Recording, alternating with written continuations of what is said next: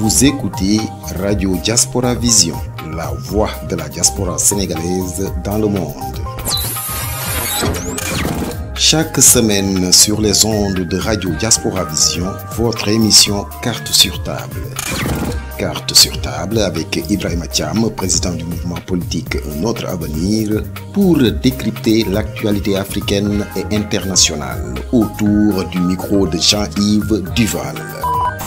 Ibrahima Thiam face à Jean-Yves Duval dans l'émission Carte sur table, décryptage de l'actualité africaine et internationale. C'est chaque semaine sur Radio Diaspora Vision. Radio Diaspora Vision est disponible sur Google Play et App Store. Madame, monsieur, bonjour. On votait donc dimanche dernier au Brésil et à la surprise générale, alors que les sondages donnaient une large avance à Lula sur Bolsonaro, le score du premier tour est beaucoup plus étriqué. 48,43% pour l'ex-président Lula da Silva contre 43,20% au président sortant Jair Bolsonaro. Autant dire que le second tour s'annonce serré et ce dernier l'aborde dans une dynamique favorable. Au Sahel, les putschs se succèdent les uns après les autres et se ressemblent. Voici quelques jours, c'est à la suite d'un nouveau coup d'État militaire qu'un officier a pris le pouvoir au Burkina Faso, succédant au putsch de janvier dernier du lieutenant-colonel Damiba.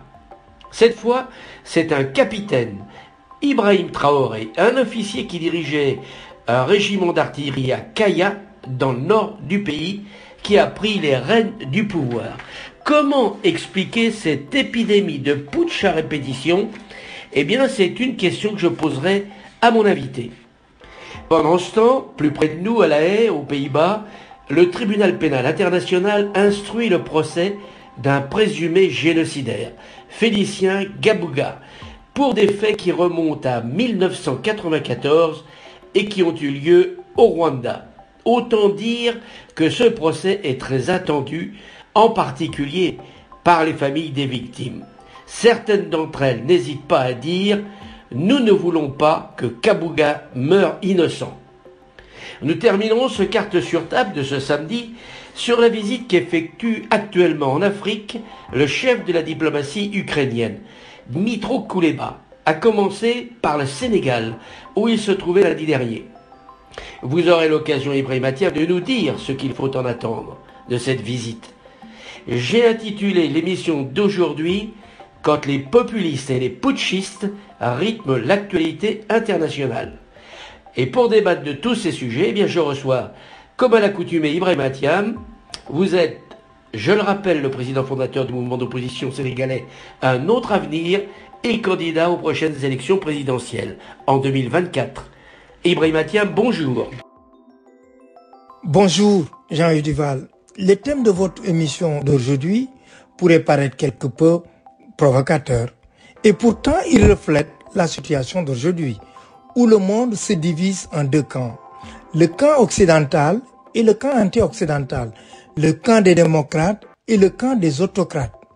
Le monde multipolaire d'hier a laissé la place à un monde bipolaire où chacun doit se positionner. Et vous verrez que la fraction du globe des non-alignés va se réduire de jour en jour.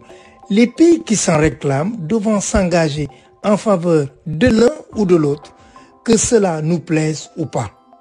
De même que nous sommes à nouveau rentrés dans une période de guerre froide, même chaude en Ukraine, du fait de la radicalité de certains pays et leur désir de reconstituer des empires. Je le disais en présentant le sommaire de notre émission, on votait dimanche au Brésil et les résultats du premier tour étaient très attendus. À en croire les derniers sondages connus, l'ancien chef de l'État, le candidat de gauche Lula da Silva, bénéficiait d'une courte avance sur le président sortant d'extrême droite Jair Bolsonaro. Or, à la stupéfaction générale, ce dernier n'est qu'à 5 points de son adversaire, ce qui promet un duel serré pour le second tour. Comment, Ibrahima Thiam, analysez-vous ce résultat pour le moins inattendu ? 48,43% contre 43,20%. Vous le rappeliez un instant. Alors qu'un sondage sorti la veille du scrutin prédisait à Lula une élection dès le premier tour. Et on est loin du chaos pronostiqué. Malgré une forte mobilisation de la gauche brésilienne, il y aura bien un deuxième tour le 30 octobre. Celui-ci sera serré et à l'heure où nous parlons, imprévisible. Mais quand même, comment expliquez-vous cette remontada inespérée du candidat de l'extrême droite que l'on voyait déjà relégué dans les oubliettes de l'histoire? C'est vrai que durant des mois, les sondeurs prévoyaient une avance de 15 points pour Lula, alors qu'à l'arrivée, elle n'est plus que de 5 points. Comme vous l'avez dit vous-même, Jean-Yves Duval, une fois encore, c'est la démonstration que les sondages ne font pas une élection.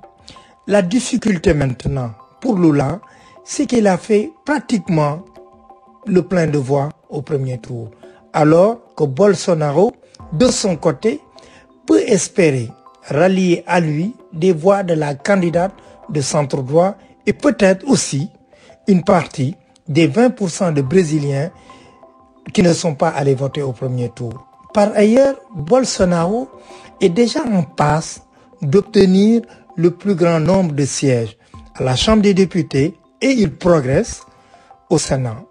Les postes de gouverneur que l'on renouvelait également semblent donner aussi une légère avance au président sortant. C'est dire à quel point Lula, s'il était élu, aura toutes les peines du monde à gouverner demain le Brésil. Après l'élection d'une nouvelle première ministre issue d'un parti néofasciste en Italie, eh bien, voici une semaine, cette nouvelle victoire de Bolsonaro, rien n'est encore fait, bien sûr, mais donnerait des ailes aux mouvements populistes et d'extrême droite qui ont déjà le vent en poupe en Europe et ailleurs. Il reste encore 30 jours de campagne et la lutte sera rude entre les deux hommes. Il peut y avoir un retournement de tendance. Mais vous avez raison, il y a des signes qui ne trompent pas. Et ces succès successifs des partis d'extrême droite sont inquiétants. D'autant que beaucoup d'entre eux, voyez la Hongrie, sont des admirateurs des régimes autocrates tels que celui de Vladimir Poutine. Lors des votes à l'ONU, on voit bien leur difficulté à condamner l'invasion de l'Ukraine par la Russie. Alors oui, aujourd'hui, ce que l'on constate, c'est l'influence grandissante des idéologies radicales, voire dictatoriales, au détriment de la démocratie. Le Burkina Faso, je le disais il y a quelques minutes, n'en finit plus de connaître les putschs militaires à répétition. Après celui du lieutenant-colonel Damiba en janvier dernier, c'est un capitaine, Ibrahim Traoré, qui cette fois destituait le pouvoir en place à Ouagadougou et imposait une nouvelle junte militaire. Comment Ibrahim Mathiam expliquer ces coups d'État militaires successifs dans cette région du Sahel? Cela résulte d'une profonde instabilité de cette région, ouverte à tout vent au terrorisme, mais aussi des régimes existants, fussent-ils militaires, comme c'est le cas au Burkina. Le nord du pays, d'où vient le nouveau chef de la junte, est en proie depuis de nombreux mois à de violents combats entre les groupes djihadistes qui pullulent sur place et une partie de l'armée qui lutte pied à pied contre ces groupes. Ibrahim Traoré reprochait à Damiba et à ses collaborateurs d'ignorer les réalités du terrain depuis leur bureau de la capitale. Pour ce jeune capitaine et ses compagnons, les officiers à Ouagadougou n'étaient que des militaires d'opérette, incapables de se montrer efficaces dans la lutte contre le terrorisme. En parallèle à cette prise de pouvoir par les armes, les manifestants s'en sont pris aux locaux de l'ambassade de France dans la capitale, menaçant d'y pénétrer et tentant même de l'incendier.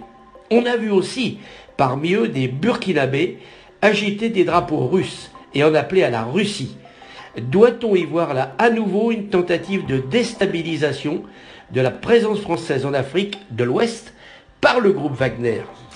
On peut dire en effet que les voyages qu'effectue sur place depuis un moment Sergueï Lavrov, le ministre russe des Affaires étrangères, ne sont pas étrangers à ce que l'on voit actuellement. Il y a gros à parier que des manifestations, voire des troubles, éclateront aussi au cours des semaines et mois à venir au Niger, où se trouve désormais cantonnée la force Barkhane. Il est paradoxal de voir que si en Ukraine, la tentative de colonisation du pays par l'armée russe est loin d'obtenir les résultats escomptés par Vladimir Poutine, cette forme d'ingérence via le groupe de mercenaires Wagner réussit mieux sur le continent, que ce soit en République centrafricaine et au Mali et peut-être demain au Burkina Faso. Il est quand même étrange que mes compatriotes qui s'en prennent aujourd'hui à la France, alors que les pays africains sont indépendants depuis 60 ans, acceptent de se laisser manipuler par les Russes qui, en échange d'une offre de sécurité, tentent d'obtenir la gestion des richesses du sous-sol et surtout les votes de leurs dirigeants à l'ONU. Le plus malheureux, c'est que cela fait le jeu des groupes terroristes qui profitent de ces troubles politiques récurrents et de gouvernements impuissants à lutter contre eux efficacement.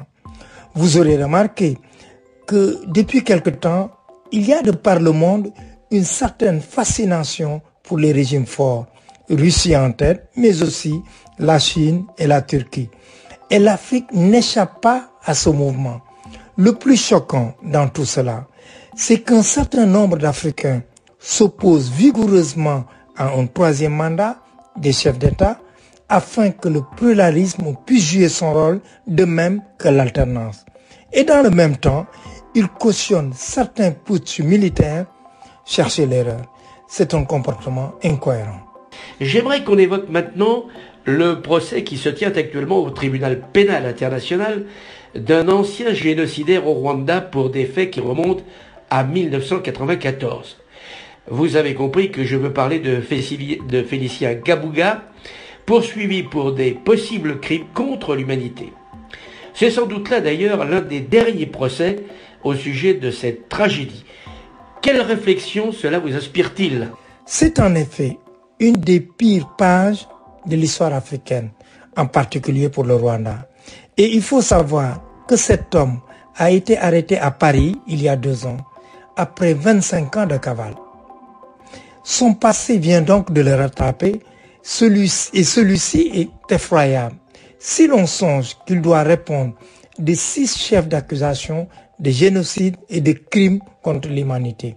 À l'époque des faits, Kabuga est accusé d'avoir financé et armé des miliciens Hutus de la région de Kidal. On lui reproche aussi d'avoir joué un rôle important au sein de la radio des 1000 collines qui ne cessait d'attiser la haine contre les Tutsis. Disons de suite à nos auditeurs qu'après 2 jours de procès, celui-ci a été interrompu, Kabuga refusant de faire confiance à son avocat. C'est ce qu'en droit on appelle un effet dilatoire. Kabuga, cherchant à gagner du temps, il a d'ailleurs toujours cherché à fuir la justice. Mais l'audience devait reprendre ce mercredi avec la déposition à la barre d'un premier témoin à charge. Il y en aurait une 50aine. Les mêmes avocats qui recusent aujourd'hui avaient déjà tenté auparavant de faire annuler le procès au motif de son état de santé, mais leurs arguments ont finalement été rejetés par le tribunal. Pour être complet, j'ajoute que celui qu'on a surnommé le financier du génocide est actuellement âgé de 89 ans et qu'il a toutes les chances de finir sa vie dans une cellule, ce qui serait sans doute un juste châtiment pour tous ces crimes.